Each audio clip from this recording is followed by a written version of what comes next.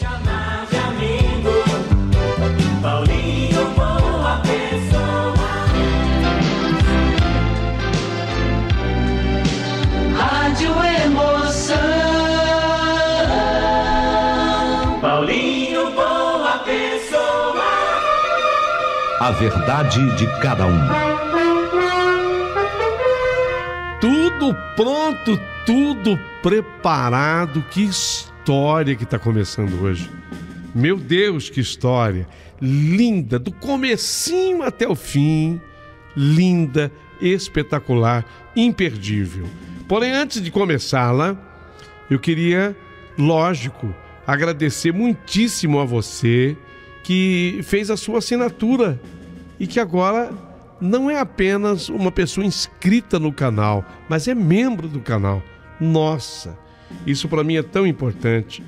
Quero agradecer Carmen Alves. Sabe o que a Carmen é? Diamante, gente. Olha o brilho da Carmen. Carmen Alves voltou a ser assinante. 0 dias, conforme coloca o YouTube, né? É assim a concordância do YouTube, tá? 0 dias. É a concordância deles. Então ela é diamante. Obrigado pelo carinho. Muito obrigado mesmo. Um beijo para você, Carminha. Só tenho que agradecer. William de Bem. Eu queria esse sobrenome aqui. Mas você já não é boa pessoa? É, mas ele é de bem. William de Bem. Virou assinante. Também há 0 dias. Que legal. Obrigado, meu amor. Obrigado, viu, William? E a Pati? A Pati da família Farias. Eu não gosto de juntar o nome dela com o sobrenome. E ela virou também assinante. É Premium. Alô, Pati! Ela voltou. Na verdade, ela já é assinante nossa. E ela voltou a ser assinante, né, Pati? Um beijo pra você. Titã Cameraman. Também é assinante prêmio há 1 dia. Voltou a ser. Puxa vida, Diana Souza. Essa gente que vai renovando, vai confirmando e que se mantém assinante do Paulinho Boa Pessoa. E aí eu tenho mais é que agradecer mesmo. Tenho mais é que agradecer a VIP, Rosimeire Paz Morceiro. Obrigado por tudo. Ô Paulinho, eu queria tanto entrar para tua família Boa Pessoa. Como é que eu faço? Ó, você pode ser prêmio, você pode ser VIP, você pode ser diamante. Mas o que eu quero é que você integre a nossa família Boa Pessoa. Aqui abaixo do vídeo, todas as instruções. Correto? Agora, independente de se tornar membro ou não, se inscreva no canal. É tão importante, é fundamental para nós que você se inscreva, que você curta dando seu joinha. Aí fortalece o canal perante o YouTube. Isso faz com que a gente seja mais propagado e receberemos muito mais cartas, muito mais histórias. Por falar em história, isso que eu estou recebendo da Celine, meu Deus, isso é um livro de tão bem escrito. Celine, eu amei essa tua obra. Essa tua história é uma obra. Gente, sem mais delongas, vamos aos fatos.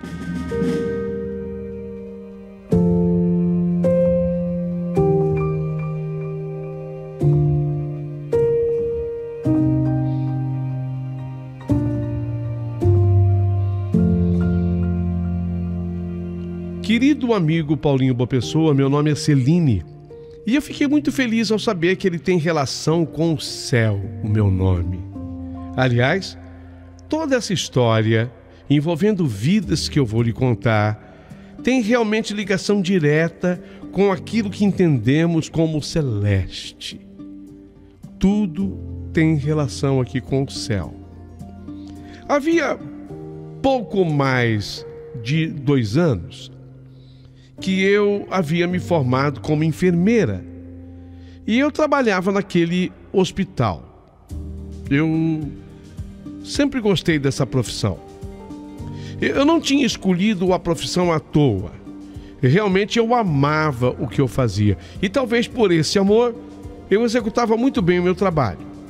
Atendia pacientes os mais diferentes, desde crianças até gente já bastante idosa.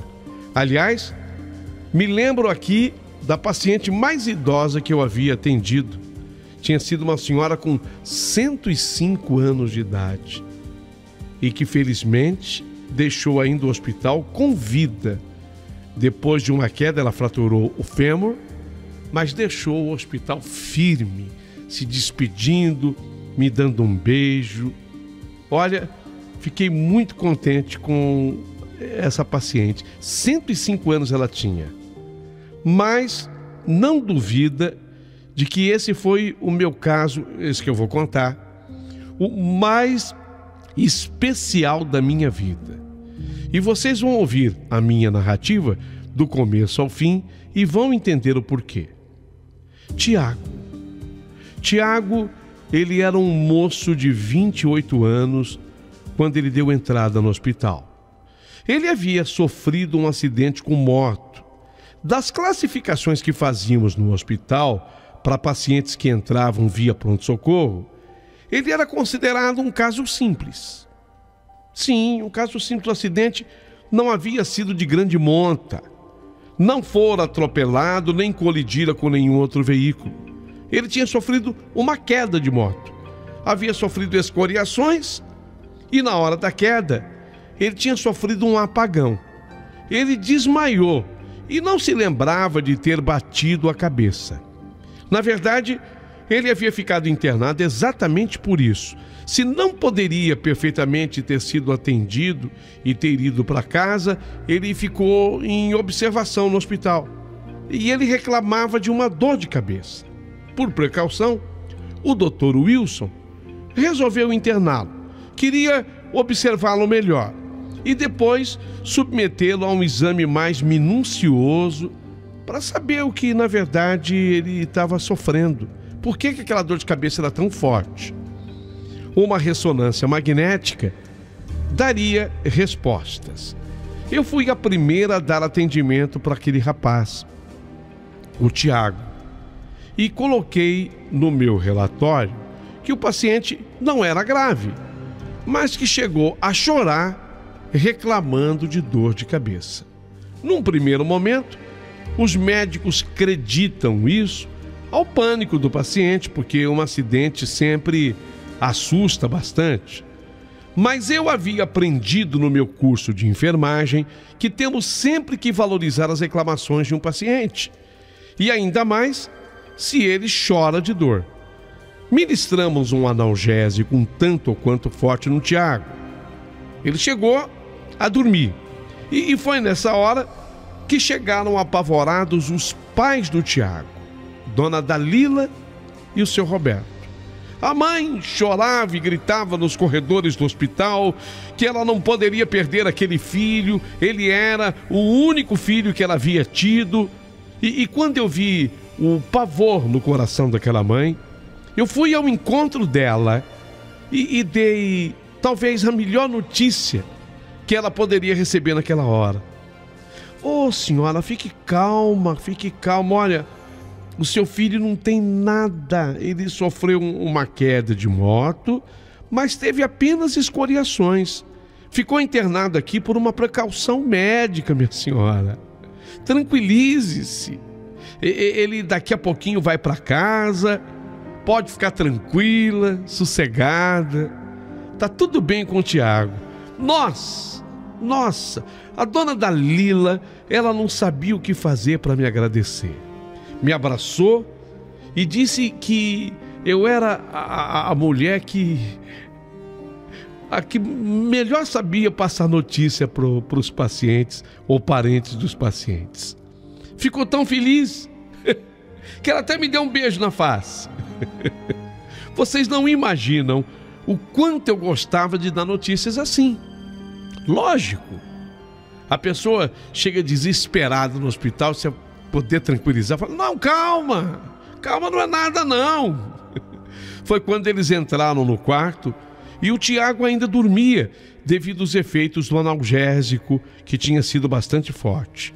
Mas enquanto dormia, eu vi que ele recebeu muito carinho daquela mãe e daquele pai. A dona Dalila fez questão de ficar com ele aquele restante de noite. E foi ela quem me chamou quando o Tiago acordou, ainda chorando com dor de cabeça. Foi nessa hora que eu fiquei um pouco preocupado com o paciente. O analgésico que ele havia tomado no soro, nossa, era muito forte para ele reclamar ainda com dor de cabeça. Não era comum isso acontecer e devia haver alguma coisa por trás disso. Foi por isso que eu liguei para o nosso neuro, o Dr. Estênio, e eu expliquei para o neurocirurgião lá do hospital a situação dele. Como o Dr. Wilson já havia recomendado uma ressonância, ele achou o correto, mas ele viria logo cedo para o hospital para acompanhar de perto o exame. A desconfiança era a seguinte, a de que Tiago ele tivesse batido a cabeça na queda. Ele pediu para dar um analgésico ainda mais forte do que o primeiro, e numa dose maior. Eu teria que ministrar isso no soro. Foi exatamente o que eu fiz. E Tiago voltou a dormir. Essas lágrimas tiraram um pouco da tranquilidade da dona Dalila. Mas eu ainda a tranquilizava dizendo que era normal, os exames tirariam qualquer dúvida que houvesse. Quando o exame foi realizado, eu não estava lá no hospital, mas foi a primeira coisa que eu quis saber assim que eu voltei, assim que eu cheguei. E não poderia haver notícia pior do que essa. E aí? E o menino lá, o Tiago? O que deu ressonância? Menino, não te conto. O quê? Você acredita que aquele rapaz, ele tem um imenso tumor cerebral?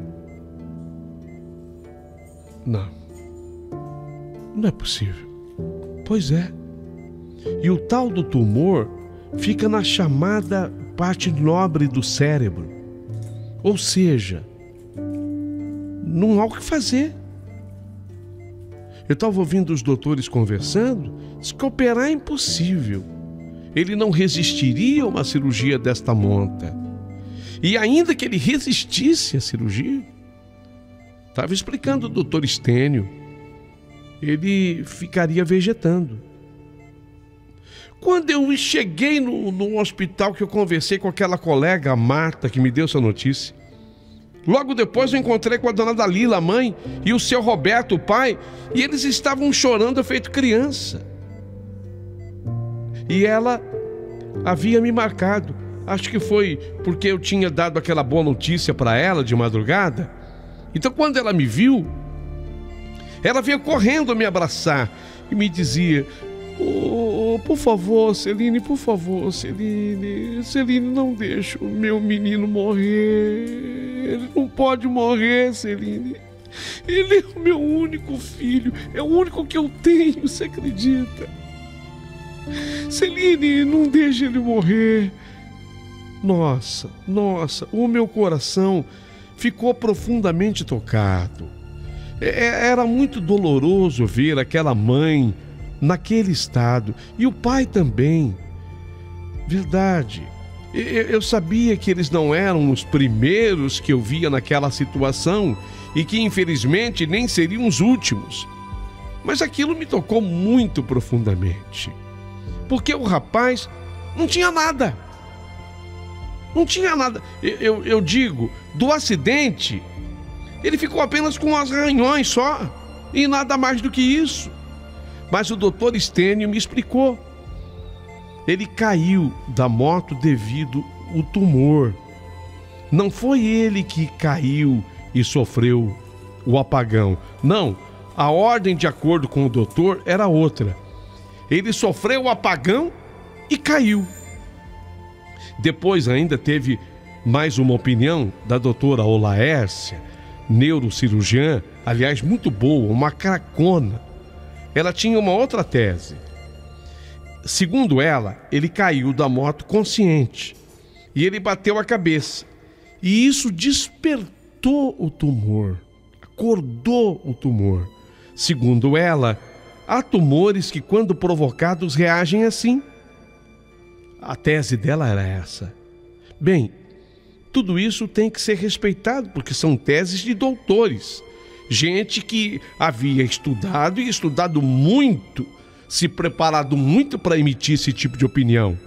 Em que pese tudo isso, o problema maior era o tumor estava ali. O tumor existia e ele não podia ser resolvido. Estava na parte nobre do cérebro. E agora? E agora o que fazer? Entrei no quarto para ver o Tiago. E ele estava pulando feito um lunático. Não precisava fazer perguntas. Era dor.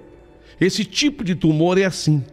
Dependendo do momento, é como se o paciente não tivesse nada, mas de um momento para o outro, provoca uma dor infernal. E foi com muita paciência que eu consegui contê-lo, fiz com que ele se deitasse e apliquei no soro o que já havia sido autorizado a ser feito pelos médicos, pelos doutores. E ele de novo se acalmou e dormiu. Mas a dose desta vez foi cavalar. Foi uma dose tão forte que aquilo era mais uma anestesia do que, na verdade, um analgésico. A dona Dalila mais uma vez me agradeceu e comentou comigo: Celine, é bom que ainda existam pessoas como você. Você acredita, Celine, que quando eu te vejo aqui no hospital, eu sinto segurança?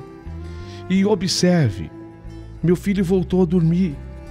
Olha, por mim, Celine, você ficaria o tempo todo aqui nesse hospital ao lado dele. Eu agradeci demais a dona Dalila. E quando eu saí do quarto, eu fui chorar lá no meu cantinho, sabendo que aquele caso não tinha solução. Não tinha. Tiago, ainda tão moço, 28 anos, tão bonito, tão lindo, estava condenado a morrer. Era apenas uma questão de tempo, uma questão de dias. Sabe, essa era a parte triste da minha profissão. Eu queria salvar todo mundo, mas nem sempre isso era possível. Eu já tinha sido preparada e até treinada para conviver naturalmente com a morte. Mas às vezes era tão delicada essa convivência. Às vezes era tão difícil isso. Digamos que fosse o estresse daquele meu trabalho essa parte. Nessas horas eu pensava em tudo e me perguntava: será que eu fiz o certo em escolher essa profissão? Será? Porque às vezes a gente convive com umas coisas tão pesadas, umas coisas tão tristes. Não teria sido melhor eu ter escolhido outra atividade? Um pouquinho da minha história. Eu havia deixado a minha pequena cidade de 15 mil habitantes e tinha ido para uma cidade grande. E nessa cidade eu fui atuar na área da saúde. Sim, eu via muita coisa alegre, mas também eu via tanta coisa triste. Como agora o que acontecia comigo. Era o caso daquele rapaz, o Tiago, 28 anos, ainda tão moço e cheio de vida. Bonito, muito bonito. E dona Dalila, a mãe dele, confiava tanto em mim. Sim, eu havia conquistado com tão pouco. Bastaram umas poucas palavras de coragem, eu encorajando-a. Eu nem havia feito nada demais, mas eu a conquistei. Havia outras meninas enfermeiras que me olhavam até com olhares críticos, sabe? As outras assim me olhavam, tipo, Celine, diziam essas meninas que eu estava me metendo às vezes onde eu não era chamada, que eu passava informações que deviam ser passadas por médicos e me alertavam: ó, Celine, cuidado, hein, Celine, você ainda vai quebrar a sua cara. Era o caso do Tiago. O Tiago era um caso assim. Eu havia dito àquela mãe que o filho dela não tinha nada. Gente, eu havia dito isso para ela, lógico que eu havia dito. E daqui a pouquinho eu disse para ela como uma previsão, uma profecia. Daqui a pouquinho ele vai estar em casa. Ele estava reclamando de uma dorzinha de cabeça, mas era susto da queda. E agora? E agora? O rapaz estava condenado à morte. Como é que eu ia sair dessa? Havia crítica, mas eu não tinha mentido. Em nenhum momento eu tinha mentido. Eu fui tão surpreendida como todos ali foram. Falei para aquela mãe o que de fato eu havia sentido. Falei o que me veio ao coração. Tanto que ela não ficou com raiva de mim. Ao contrário, ela se simpatizou muito comigo e dizia que se sentia segura quando eu chegava no ambiente do hospital. Eu ainda não entendia, mas claramente muitas das meninas estavam com bronca de mim ali. Cheguei a ouvir de algumas que eu fingia ser simpática só para agradar os pacientes. Não, lógico que não era isso. Mas tudo isso me fazia questionar se eu de fato fiz o certo, deixando a minha pequena cidade e indo para ali. Caminhando para a sala dos enfermeiros, eu ouvi aquela enfermeira mais velha falando: eu não sei o que ela ganha com isso, viu? Ainda que não tivesse existido mentira, eu não sei, mas, sabe, para mim ela finge que ela é simpática assim. Eu não sei qual é o benefício. Aqui é apenas um hospital. Aqui nós temos que aprender a lidar com a realidade e não com fantasia. Paciente ela tem que entender que não busca empatia. Paciente quer bom atendimento. Mas eu sei, gente, eu sei por que a Celine está agindo assim. É que o Tiago, ele é rico. É por isso. Os pais do Tiago são ricos. Fosse Tiago um pobre, queria ver se a Celine ia agir desse modo. Nossa. Quando eu escutei aquilo, pensei comigo, quanta maldade. Até esse momento eu jamais havia me preocupado com a vida financeira do Tiago ou da família dele. Eu havia apenas me compadecido com a dor de uma mãe. Por isso tudo eu me questionava se eu tinha feito certo, se eu tinha feito o correto. Até desisti de entrar na sala dos enfermeiros. Nem vou entrar aí. Foi quando eu vi a doutora Olaércia, a cirurgiã, a neurocirurgiã, a doutora Olaércia, a neuro. Ela estava entrando na sala dos médicos e eu corri para lá. Eu queria ouvir os últimos comentários dela e com certeza eles falariam do Tiago. E eu ouvi quando a doutora Olaércia falou: olha, gente, na literatura há descrições detalhadas de casos semelhantes que eu até encontrei. Mas eu mesma, com 35 anos de prática, só vejo um caso assim pela segunda vez. Um tumor cerebral tão rápido e tão voraz.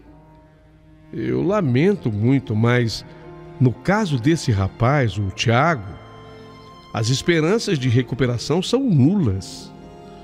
Tudo bem que milagre, bom, milagre até acontece, mas é tão raro. Milagre é tão difícil. É uma pena, mas não há no caso dele o que a ciência possa fazer, a não ser sedá-lo quando for o caso, para que ele tenha uma morte sem dor. Eu cheguei a uma conclusão. Vamos tentar aliviar a síndrome do estresse pós-traumático, a dor, e depois liberá-lo, deixá-lo ir para casa por enquanto. Os pais já sabem de tudo. Acho que eles se prepararam já para o pior. Aqui no hospital, não há mais o que possamos fazer por ele. Algum colega aqui discorda de mim? Olha, Paulinho, quando ela falou assim, tinha mais ou menos... Havia por ali uns 4 médicos. Uns 4 médicos. Nenhum discordou. Apenas disseram que ela estava correta, que ela estava certa. Portanto, eu sabia que o paciente teria alta, mas não teria solução. Fiquei profundamente tocada, mas aquela era a posição da ciência. Era aquilo que a ciência falava. E eu, caramba, eu já devia estar melhor acostumada com essas coisas. Mas ver esse jovem de 28 anos naquela situação era muito triste. E ainda mais ouvir o choro da sua mãe pelos corredores do hospital. E sempre que ela me via, dizia: Celine, Celine, Celine, meu amor, Celine, faça alguma coisa pelo meu filho. Não deixe que os médicos desistam dele. Diga aos médicos que ele é meu único filho, por favor, Celine, por favor. Era tudo muito triste. E a verdade era essa. Os médicos já tinham desistido do Tiago. Sabe quando eles lavam as mãos? Ou quando abrem mão? Não tinha o que fazer. Não era por negligência, não. E nem por culpa deles, doutores. Mas todos eram unânimes em dizer que não valia a pena submeter o Tiago a mais dor, a mais sofrimento. Abrir aquele crânio para quê? Se não podiam mexer naquela parte do cérebro. Porque se mexessem, digamos que retirasse um tumor, ele iria vegetar. Não havia o que a ciência pudesse fazer. Eu estava bem estressada com esse caso. Ainda bem que meu turno havia terminado. Era hora de eu ir para casa. Eu ainda não disse, mas eu digo agora. Eu tinha deixado a casa de meus pais, lá na pequena cidade de 15 mil habitantes, para vir morar na cidade grande, mas a casa não era minha. Eu morava com a minha tia Geralda. A minha tia Geralda era viúva e meus primos todos casados. Ela tinha quartos sobrando. Ela sempre gostou muito de mim e me abrigou na casa dela. Eu nunca tinha deixado de colaborar. Eu fazia compra no supermercado, eu pagava a conta de luz e a de água. Era o meu jeito de ajudar. A minha tia Geralda, ela nem precisava, mas por hábito, ela saía para trabalhar cedinho. Um dos filhos da tia Geralda, meu primo, portanto, ele tinha um pet shop e a minha tia adorava ajudar na loja. Quando eu fazia o turno da noite e madrugada, quando eu chegava em casa, ela já tinha saído. E ela me deixava sempre um bilhete debaixo do vaso da mesa, da mesinha de centro. Naquele bilhete ela me orientava sobre tudo. Sobre o que ela havia feito de bom, e normalmente ela deixava na geladeira ou no forninho. A minha tia sempre foi muito carinhosa comigo. E eu dizia que amava o que eu fazia. Eu falava sempre para ela e ela também. Eu também amo lidar com os bichinhos da loja. Eu me dou muito bem, filha, com os bichinhos que eu atendo lá no pet shop. Cachorro, gato. De vez em quando vai uma maritaca, um papagaio, coelhinho. Todo mundo da família comentava que o destino ficou com pena da tia Geralda, porque a minha tia Geralda ela tinha 3 filhos homens, 3 rapazes. Todos se casaram e foram cuidar de suas famílias. E com a viuvez ela ficou sozinha. Foi aí que eu resolvi ir para a cidade grande. E com a minha vinda para a cidade grande, eu havia sido de grande valia para a tia Geralda, porque ela ganhou a minha companhia. E ainda mais, eu sendo da área da saúde, eu media a pressão dela, fazia a contagem dos batimentos cardíacos. Quando ela pegasse alguma gripinha, eu cuidava dela, tirava sua temperatura.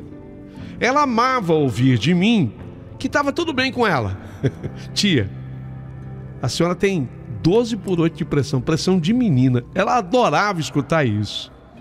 Dizia que me ouvir falando assim a fazia se sentir mais nova, melhor. Sem contar que na medida do possível eu sempre dava um jeito na casa. Eu amava colocar tudo em ordem e sempre tudo limpinho. Era assim que eu havia aprendido lá em casa. O mais incrível é que a minha tia Geralda, ela era extremamente vaidosa. Todas as semanas, religiosamente, ela ia ao salão de beleza, fazia o cabelo, cortava o cabelo, dava um jeitinho, alisava o cabelo, fazia escova, pintava o cabelo, fazia as unhas das mãos, dos pés. E ela começou a pegar no meu pé, dizendo que eu só queria saber de trabalhar e eu tinha que me dedicar mais à minha beleza pessoal.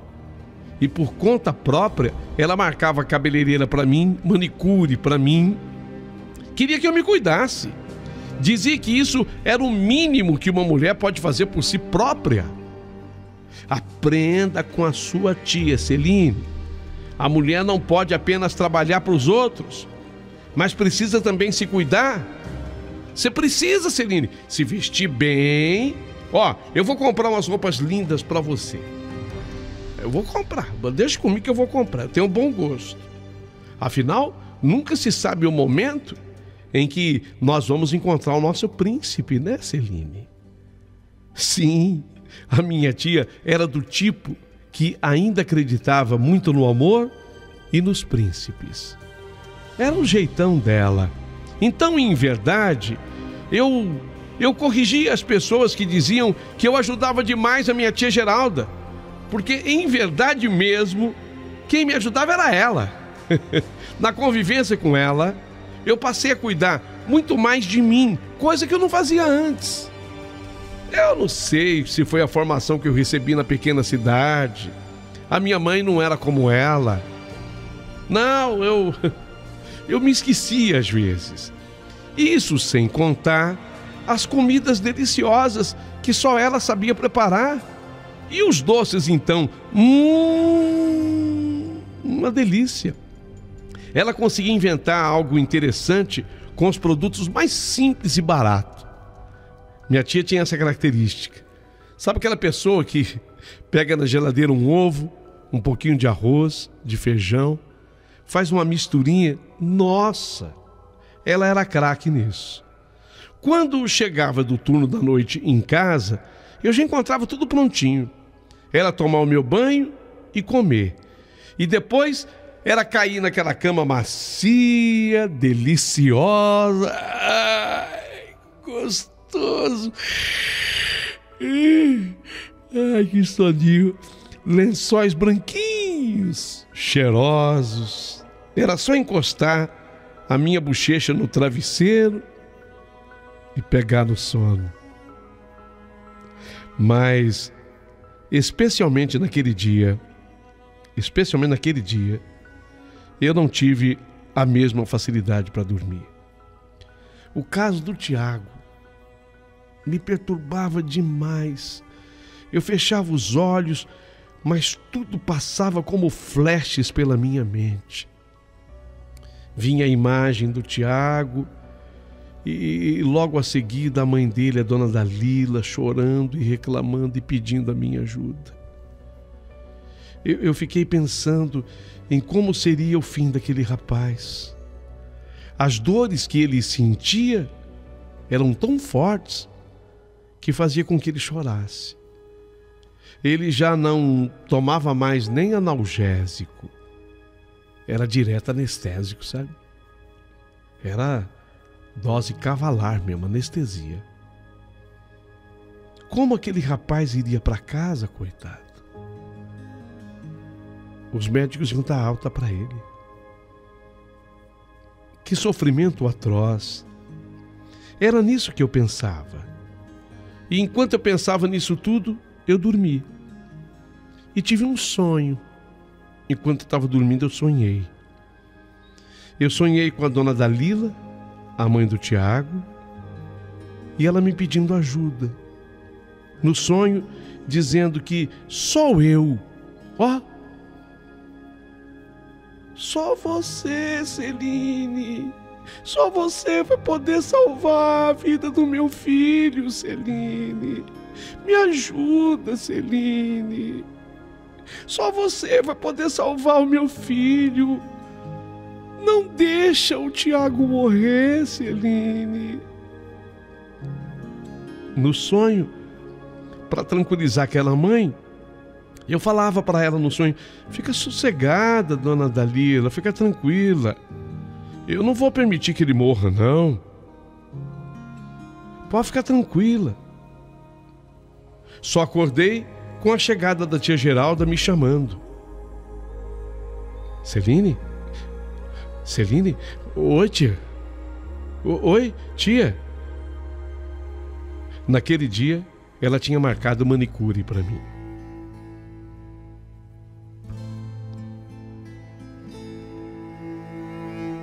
Mas o sonho me deixou impressionado. Como sou eu? Quem sou eu? Na fila do pão, eu sou uma enfermeira. Tem lá Dr. Wilson, geral dos melhores. Dr. Estênio, neurocirurgião dos bons. Dr. Olaércio, neurocirurgiã das melhores. Eu? Quem sou eu na fila do pão? Uma enfermeira que o pessoal lá do hospital ainda mete o pau porque eu me preocupo com o paciente, dizendo que eu minto para o paciente. Não, eu não mentia. Eu gostava de dar boa notícia. Só isso. A diferença entre mim e as demais era que eu amava dar boa notícia. Normalmente a enfermeira dizia: eu não posso falar nada, é só com o médico. Era assim que a enfermeira respondia. As outras. Estou explicando para vocês entenderem. As outras agiam assim: eu não posso falar nada sobre o paciente, só com o médico, tem que esperar o médico. Eu não. Veja, eu não mentia, mas quando eu sabia que tinha uma coisa boa, eu falava: não é nada. Tá se recuperando bem pra caramba.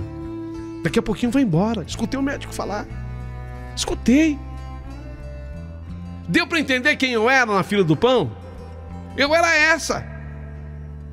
As outras ficavam com raiva, dizendo que eu queria ser simpática, que eu queria agradar, que eu inventava. Eu não inventava.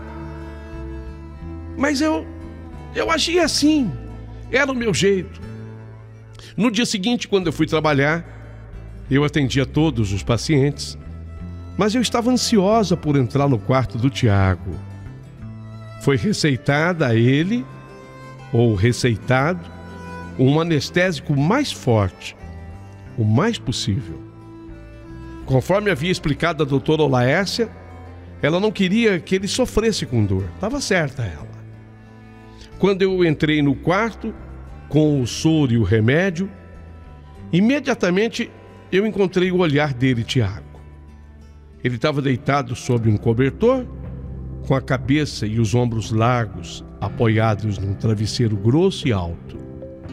Uma mecha de seu cabelo espetada para cima. Os olhos escuros, inteligentes e teimosos. E um rosto tão rígido demonstrando o seu sofrimento naqueles dias.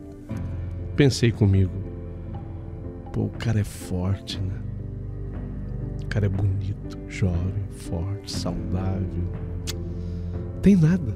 Ele não tem nada. Coração tudo certinho. Pressão, rins, fígado. Sabe quando o organismo inteirinho? É maravilhoso. O cara é atleta. Mas é tão duro olhar para ele, ciente de que ele não tem chance. Nessa hora eu me decidi, esforcei ao máximo para agir como se não houvesse nada de errado com ele e que tudo isso não passava de um mal temporário. Eu acho que foi a primeira vez que ele me olhou com calma e entendendo tudo que se passava. Então, nesse dia, eu pude cumprimentá-lo como eu sempre gostava de fazer. Oi, boa noite. Sou a Celine, a enfermeira que vai ficar de plantão aqui hoje na tua ala. Ficarei aqui a noite toda, portanto. Não se preocupe, tá? Qualquer coisa que você precisar, ó, é só apertar esse botão aqui. Tá à sua destra. Esse aí, Essa sua dorzinha logo vai passar. Eu acabei de aplicar aqui no seu soro um remédio muito bom para isso. Creia, você vai ficar bem. E então percebi que ele estava sentindo dor naquela hora, porque ele retesou, ele cerrou assim os dentes e com uma voz um tanto abafada ele me respondeu: Tiago, meu nome é Tiago, prazer em te conhecer. Respondi para ele: não há de quê, estou acabando de tirar sua pressão, temperatura e já vou deixar você em paz. Tá sozinho hoje? Já conheço a sua mãe, seu pai, são pessoas boníssimas e especiais. Ah, sim, obrigado. Você é simpática, falante. Eu não gosto de ficar sozinho. Ah, então deu certo. Eu gosto de conversar com os pacientes quando não há necessidade assim urgente de ajuda. Mais uma vez lhe agradeço. Você acha que eu ainda vou ficar muito tempo aqui? Nossa, quando ele me perguntou assim, eu senti até um baque no coração.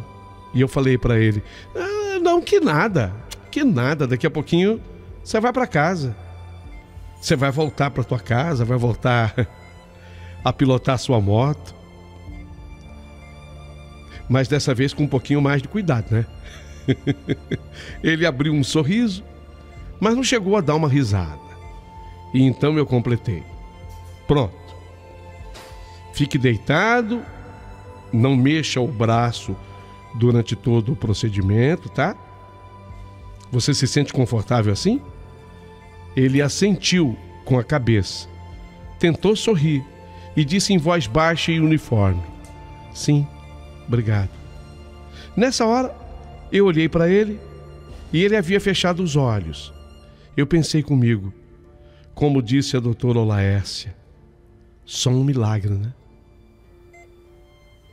Só um milagre. E os milagres são, conforme ela falou, os milagres são raríssimos. Você já parou para pensar na regra do milagre? Estou fazendo uma pergunta para você que está ouvindo. Você que está ouvindo o meu relato, você já parou para pensar na regra do milagre? Ninguém entende a regra do porquê de vez em quando acontece um milagre. Ainda que pedidos com muita fé, há um grande mistério nisso e somos muito pequenos para entender, porque nem sempre os milagres acontecem. Mas, de vez em quando eles acontecem.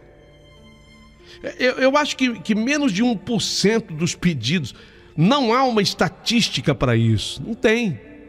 Não existe estatística de milagre. Afinal, estatística é ciência. E ciência nada tem a ver com milagres. Mas ainda assim, os milagres acontecem, ocorrem. Quem sabe seja o caso desse rapaz. Não posso me envolver com isso. As meninas têm razão aqui. Às vezes eu me meto em área que eu não sou chamada. Não posso. Se eu for pedir um milagre para ele, eu terei que pedir um milagre para todos os pacientes.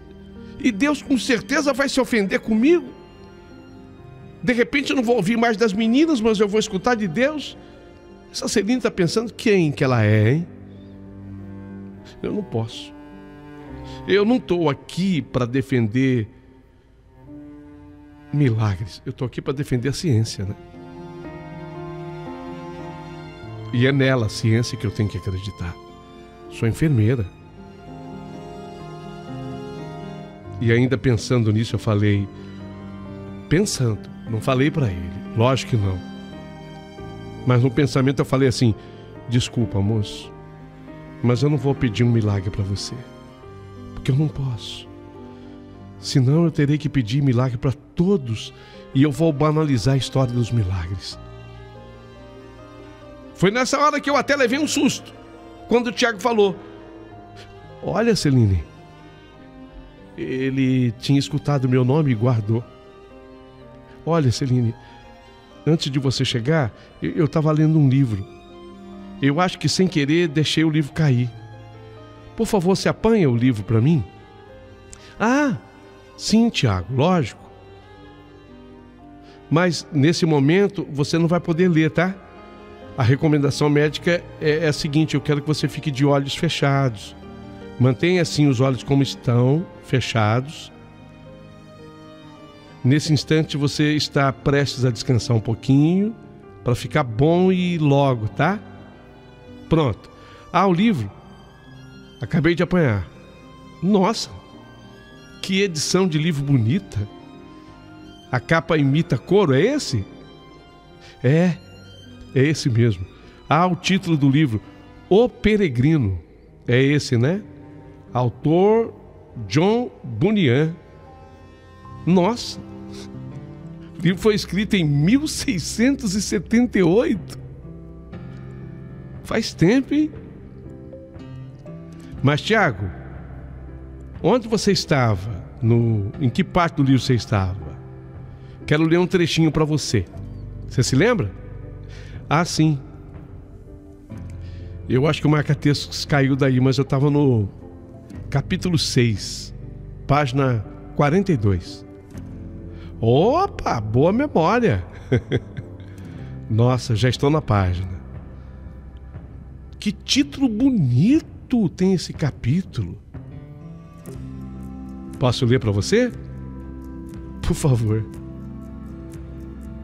Cristão chega à cruz e livra-se do fardo.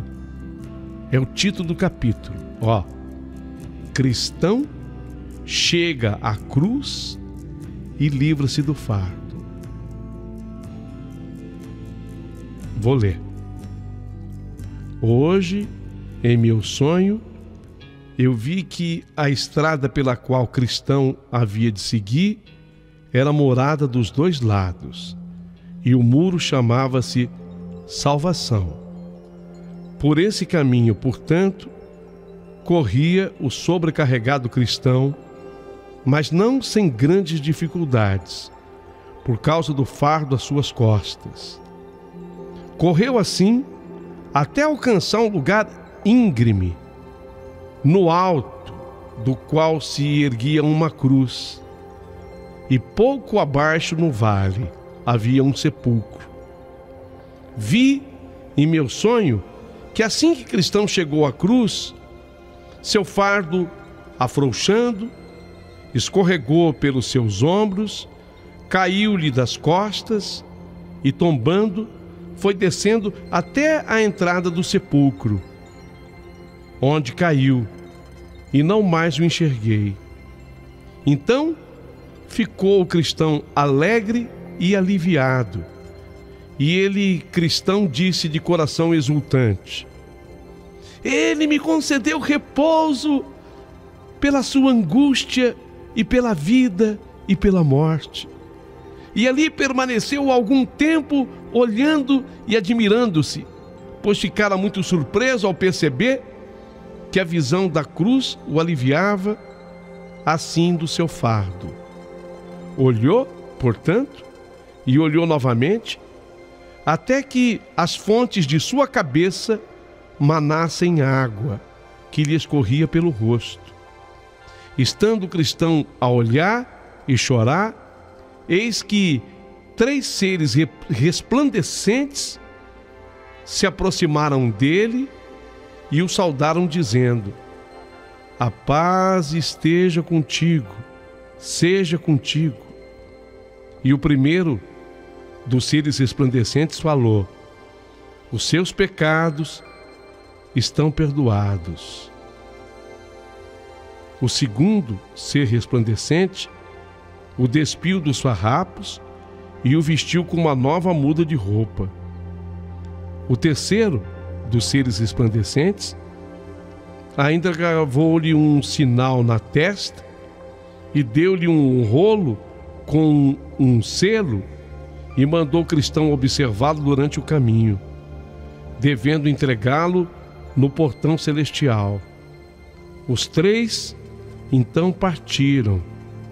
Cristão deu 3 saltos de alegria e seguiu cantando: sobrecarregado de pecado, até aqui vim, e nem pude aliviar o pesar sem fim, que até aqui trazia.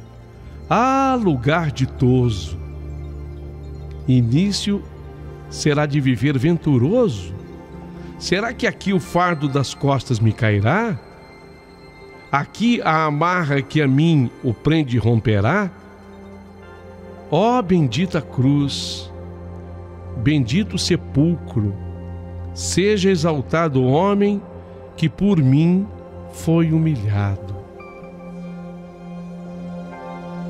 Seja exaltado o homem que por mim fui humilhado.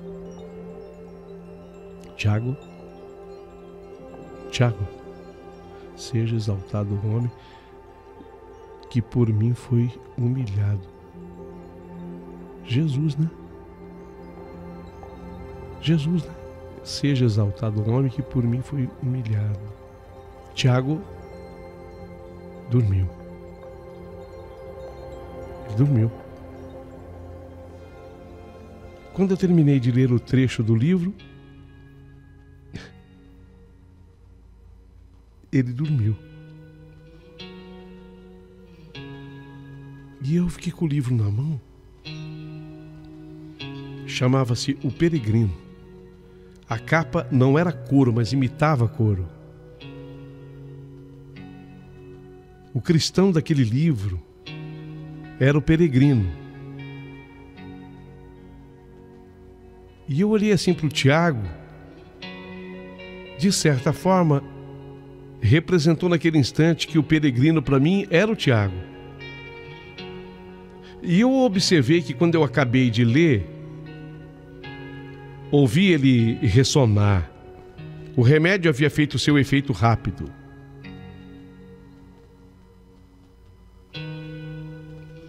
Parece que aquilo veio como uma resposta do que eu tinha antes acabado de pensar. Porque eu tinha pensado num milagre, lembram? Eu tinha pensado num milagre. Será? Será que o caso do Tiago era de pedir um milagre para ele? Ou havia tudo isso sido apenas uma coincidência? Eu peguei um marcador de página que estava na mesinha próxima e coloquei no capítulo 6 do livro. Fiquei com a impressão de que o Tiago não tinha escutado tudo, ele só deve ter ouvido um pedaço. Então eu coloquei o marcador de texto ali, capítulo 6 do livro, e o deixei sobre a mesinha. Saí do quarto caminhando pelas alas. Aquela acabou sendo uma noite tranquila no hospital. Todos os pacientes e seus acompanhantes estavam dormindo. Enquanto eu estava ocupada no posto de plantão, com cartões dos pacientes, anexando-os em análise e exames, eu escutava naquela noite, naquela madrugada, eu escutava o silêncio. Às vezes é possível escutar o silêncio. Até que deu 6 horas da manhã. Era a hora de eu ir para casa. O sol ainda não havia dado as caras, com aquela força pelo menos ainda não. Assim como havia acontecido nos últimos dias em que estiveram nublados. A rotina de sempre. A tia Geralda com o seu bilhete. Ela havia deixado. Tomei o meu banho, me alimentei e fui dormir. Quando eu acordei, eu abri as cortinas e descobri que as nuvens que estavam pairando sobre a cidade há 3 dias finalmente tinham se dissipado. O sol estava aparecendo e imediatamente ficou mais quente o dia. Finalmente o verão havia chegado, estava começando, inclusive agora sim, com aparência de verão. Isso era um bom sinal. Fiz a minha caminhada, passei na frutaria, comprei mangas e morangos. Quando eu voltei, a tia Geralda já tinha chegado. Ela adorava as frutas que eu havia trazido e as comprei pensando nela. Enquanto a tia Geralda saboreava aquela manga e se lambuzava um pouquinho com ela, eu resolvi contar para ela sobre o Tiago. Eu vou contar para minha tia. Eu não costumava fazer isso. Eu não trazia coisas do hospital para casa. Era uma outra orientação que eu tinha recebido durante a minha formação. Não pode. A gente não pode misturar as coisas. Mas eu resolvi contar para ela. Mas nesse dia eu tive realmente essa necessidade. Contei tudo. Contei até sobre o livro que eu havia lido para ele, o trecho de O Peregrino. Eu, na verdade, eu estava louca para ouvir a opinião de alguém de fora do ambiente hospitalar. Eu queria escutar a opinião da minha tia. A titia me ouviu com mais atenção do que o normal. A história do Tiago também mexeu com ela. Mas ela me notou bastante abatida com o caso. Ela percebeu que eu estava abatida. Então ela agiu mais como a me defender, falando assim: Celine, você ultimamente... Ô filha, você tá tão linda. A cidade grande lhe fez bem, sabe, Celine? Sabe, a história desse rapaz é muito triste, sim. Mas não fica preocupada com essas coisas, não, filha. Se liga noutras coisas. Você não sabe a maior. Sabe quem perguntou de você? O Ricardo da oficina. Ele é bonitão, é um rapaz bom, trabalhador. A minha tia percebeu que eu não gostei da mudança radical de assunto. Porque ela queria mudar, eu tinha certeza que ela queria mudar de assunto. E ela falou: sim, eu entendi. É uma pena o que está acontecendo com esse rapaz, filha. Conforme você me falou, né? Mas mesmo assim, você tem que tirar da sua mente o que está acontecendo com ele, sabe? E pensar em você, viu, meu amor? Você não pode misturar as coisas. Se liga em você, nas suas necessidades. Você tem que...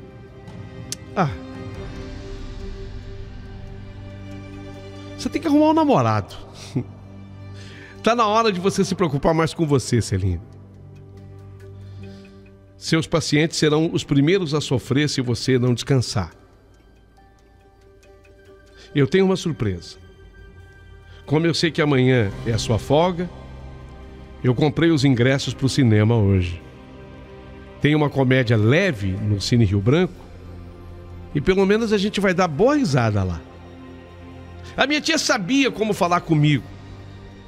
Ela sabia conduzir um papo. Ela sabia me convencer. E ela tinha razão. Eu precisava mesmo me distrair. Olha, fomos ao cinema. A comédia foi ótima e nós rimos muito. Aquilo tudo me ajudou bastante. Eu tive o dia seguinte de folga e quando eu voltei para o hospital, o Dr. Wilson queria falar comigo.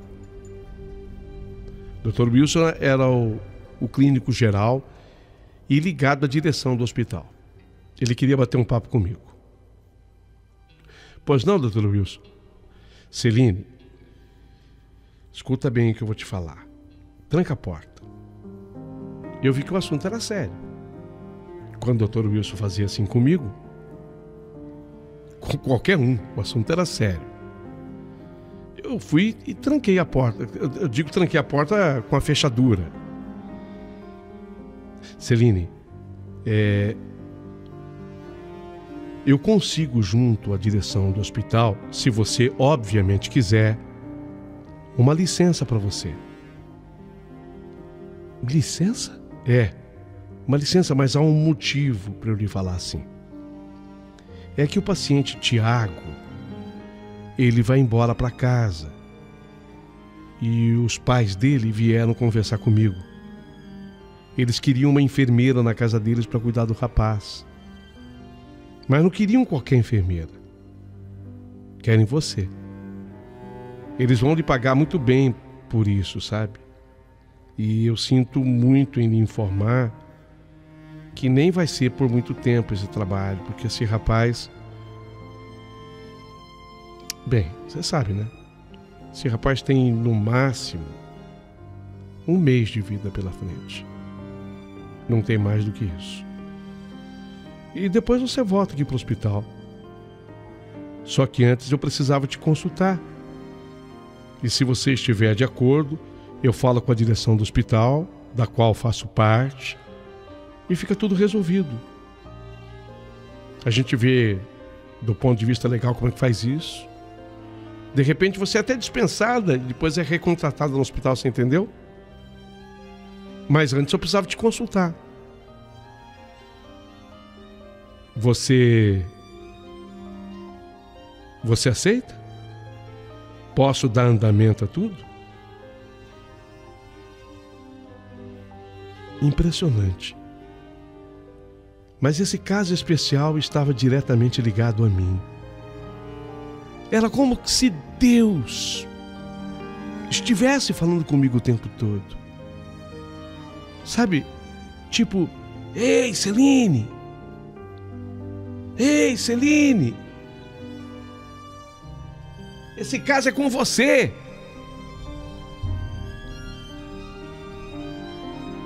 Esse caso é com você! Ou será... Não. Não pode ser apenas coincidência. Eu respondi para o Dr. Wilson ali na hora. Olha, Dr. Wilson, eu aceito sim. Se o senhor falar com o pessoal da direção, conforme o senhor está falando, né? Aí eu vou cuidar dele, aí eu posso voltar para o hospital, né? Não, pode ficar tranquilo. Eu faço parte da direção, você sabe. Então, pode falar. Fico contente. Parabéns. A família te escolheu e isso demonstra a grande profissional que você é. Nem eu sei dizer qual foi o motivo pelo qual a família te escolheu, mas eu cheguei inclusive a oferecer outras enfermeiras mais velhas que você, mais experientes. Você tem, acho que 2 anos, né? Então, eu cheguei a oferecer gente mais experiente que você. Dinheiro para a família não é problema. É gente rica. Eles podem até não ser milionários, sabe? Mas tem dinheiro para isso. E poderiam contratar qualquer pessoa. Mas não. Fizeram questão que fosse você. E depois para o rapaz será muito melhor. O que, Dr. Wilson? Muito melhor o quê? Com você eu posso falar. Pro rapaz vai ser melhor morrer em casa, né? Ele tá condenado. Eu sei. Tá bom. Obrigada, doutor Wilson.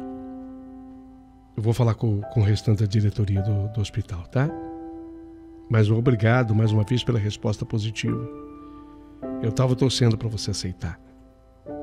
Agora vá trabalhar. Depois eu te procuro para dizer se deu certo. Saí dali e comecei o meu trabalho. Foi quando eu passei pelo quarto do Tiago. Mas antes de eu entrar no quarto, no corredor, eu encontrei a mãe dele, a dona Dalila. E ela sabiamente não tocou no assunto comigo sobre eu ir para a casa dela. Tinha gente por perto e ela sabia que isso poderia causar problema. Mas ela, segurando a minha mão, falou: Celine,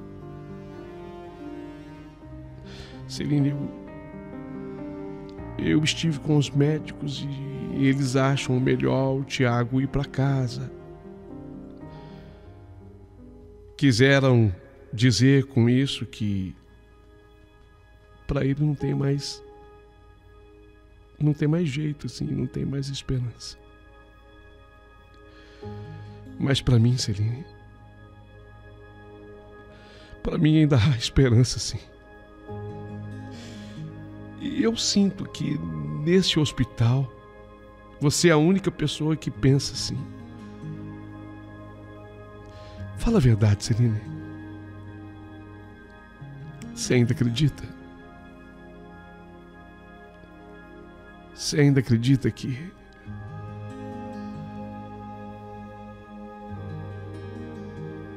possamos salvar o Tiago? Dona Dalila,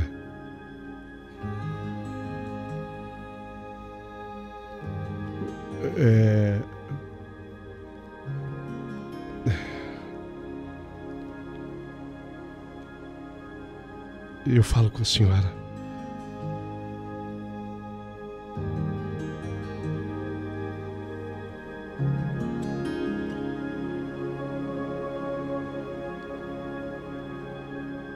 E vocês saberão o que eu falei com a senhora Dalila, com o seu Roberto, o marido dela,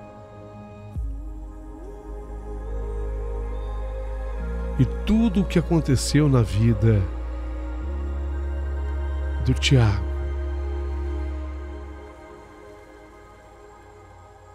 Mas isso vai ficar para o outro capítulo dessa história que só está começando. A história, eu posso garantir para você, que é linda e surpreendente. Não perca.